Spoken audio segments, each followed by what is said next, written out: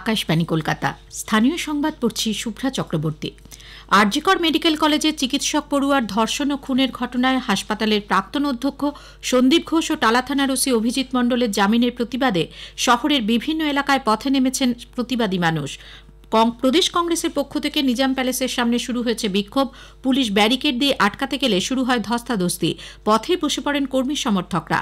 90 দিনেও কেন্দ্রীয় agency chargesheet দিতে না পারায় ক্ষোভ উগড়ে দেন প্রদেশ কংগ্রেস সভাপতি শুভঙ্কর সরকার, কংগ্রেস নেতা আশুতোষ চট্টোপাধ্যায় প্রমুখ। সল্টলেকের করুণাময়ী থেকে সিজিও কমপ্লেক্স পর্যন্ত মিছিল করছে এসইউসিআই। এই ঘটনায় শাসক এবং বিজেপির আঁতাত রয়েছে বলে তাদের অভিযোগ। রানী রাসমণি এভিনিউতে আজ জুনিয়র ডক্টরস ফ্রন্ট এবং অভয়া মঞ্চের পক্ষ থেকে প্রতিবাদী গণজমায়েত এবং কুশপুত্তলিকা পোড়ানোর ডাক দেওয়া হয়েছে। আগেই জানানো হয়েছে 90 দিনের মধ্যে চার্জশিট জমা দিতে না পারায় গতকাল শিয়ালদা আদালত তথ্য প্রমাণ লোপাটের অভিযোগে ধৃত সন্দীপ ঘোষ এবং অভিজিৎ মণ্ডলের জামিন দিয়ে দেয়। তবে সন্দীপের বিরুদ্ধে আর্থিক দুর্নীতি সংক্রান্ত মামলা থাকায় তিনি জেল থেকে ছাড়া পাননি। রাতে অভিজিৎ মণ্ডল মুক্তি পান। জামিন মঞ্জুরের ঘটনায় সার্ভিস ডক্টরস ফোরামের তরফে চিকিৎসক সজল বিশ্বাস বলেন, এটা গাফিলতি নয়, উদ্দেশ্যপ্রণোদিত ঘটনা। এর বিরুদ্ধে সিবিআই দপ্তর অভিযান হবে। জয়নগরের পর মুর্শিদাবাদের ফারাক্কায় নাবালিকাকে ধর্ষণ ও খুনের ঘটনায় 61 দিনের মাথায় সাজা ঘোষণা করেছে আদালত। গতকাল জঙ্গিপুর মহকুমা আদালতের বিচারক অমিতাভ মুখোপাধ্যায় মূল অভিযুক্ত দীনবন্ধু হালদারকে ফাঁসি এবং তার সহযোগী শুভজিৎ হালদারের যাবজ্জীবন কারাদণ্ড ও 10 লক্ষ টাকা জরিমানার সাজা ঘোষণা করেন। আগে জানানো হয়েছে, গত 13 অক্টোবর ফারাক্কার রেল কলোনিতে নিকটাত্মীয়ের বাড়িতে বেড়াতে এসে নিখোঁজ হয়ে গিয়েছিল বছর 9 এক নাবালিকা। ওই দিন বিস্তর খোঁজাখুঁজির পর স্থানীয় ব্যবসায়ী দীনবন্ধু হালদারের বাড়ির খাটের তলা থেকে নাবালিকার বস্তাবন্দি মৃতদেহ উদ্ধার হয়। তখনই উপস্থিত বাসিন্দারা তাকে বেধড়ক মারধর করে পুলিশের হাতে তুলে দেয়। অভিযুক্ত স্বীকার করে ফুল দেবার নাম করে নাবালিকাকে ডেকে ধর্ষণ করে সে। পরে জানিয়ে দেবার ভয়ে শুভজিতের সাহায্যে তাকে শ্বাসরোধ করে খুন করে বস্তাবন্দি করে রাখে।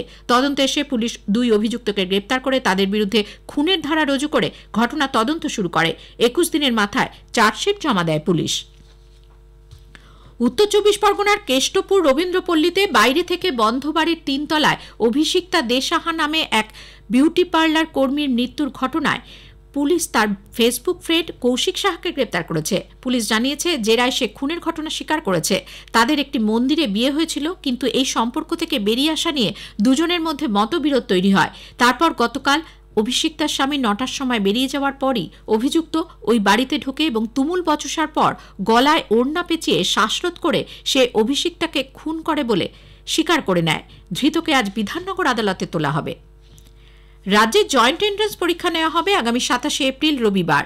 গতকাল এক বিজ্ঞপ্তিতে 2025 সালের পশ্চিমবঙ্গ জয়েন্ট এন্ট্রান্স পরীক্ষা দিনক্ষণ ঘোষণা করা হয়। এজন্য অনলাইন আবেদন প্রক্রিয়া শুরু হবে শীঘ্রই। পরীক্ষার জন্য আবেদন করতে হবে WBJEEB এর অফিসিয়াল ওয়েবসাইট www.wbjeeb.nic.in অথবা www.wbjeeb.in এ।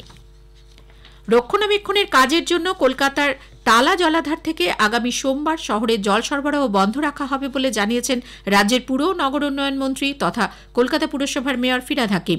17 ডিসেম্বর মঙ্গলবার সকাল থেকে ফের জল সরবরাহ স্বাভাবিক হবে। পৌষের গোড়াতেই রাজ্য জুড়ে শীতের আমেজ আরও জাঁকিয়ে বসবে বলে আলিপুর আবহাওয়া দপ্তর জানিয়েছে। শুষ্ক উত্তরে হাওয়া অবাধে রাজ্যে প্রবেশ করায় চলতি সপ্তাহের প্রথম দিক থেকেই ধাপে ধাপে পারদ পতন হচ্ছিল। দেওয়া হয়েছে শৈত্যপ্রবাহের সতর্কতাও। আগামী কয়েকদিন তাপমাত্রা 15 ডিগ্রি সেলসিয়াসের নিচেই থাকবে বলে জানিয়েছেন আবহাওয়া দপ্তরের পূর্বাঞ্চলীয় অধিকর্তা সোমনাথ দত্ত। ওয়েদার আগামী 7 দিন incompletely dry all districts of West Bengal.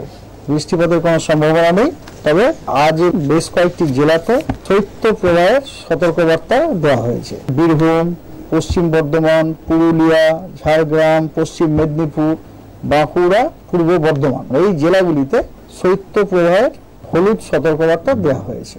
আমাদের স্টেটে এখন না নর্দার্লি উইন্ড আসতে শুরু করে দিয়েছে, সেই কারণে আপনার টেম্পারেচারটা ডাউন হচ্ছে আর কি।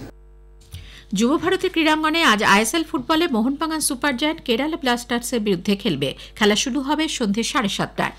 বর্ধমান স্টেশন থেকে এক পাচারকারী সহ 4টি বিরল প্রজাতির শিকারী পাখি প্যারি গ্রিন ফ্যালকন উদ্ধার করেছে আরপিএফ।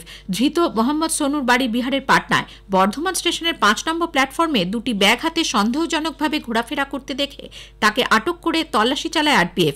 ব্যাগে খাঁচার ভেতর থেকে উদ্ধার হয় 4টি পাখি। স্থানীয় সংবাদ শেষ হলো। এর পরের খবর বিকেল 5টা বেজে 10 মিনিটে।